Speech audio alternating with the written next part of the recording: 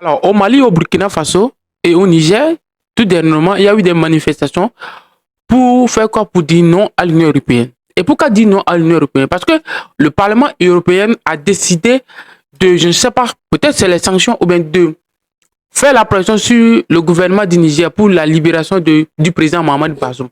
Et dans ça, les pays et les populations des trois pays se sont soulevés contre l'attitude de l'Union européenne.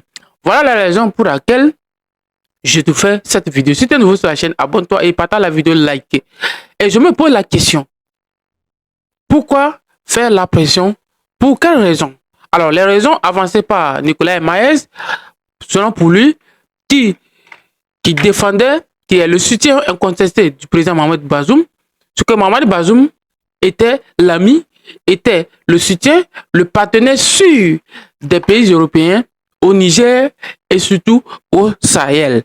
Et donc, c'est pour la raison pour laquelle ces pays ont décidé de soutenir, de faire la pression sur les autorités nigériennes pour la libération de ce dernier, puisque il y a des sources qui actuellement confirment que le président Mohamed Bazoum, aujourd'hui ou actuellement, on dit actuellement, et tout dernièrement, sa femme aurait accouché et un enfant dans leur obtention. Et ce que je veux vous éclaircir, c'est que le président Mohamed Bazoum n'est pas enfermé dans une prison.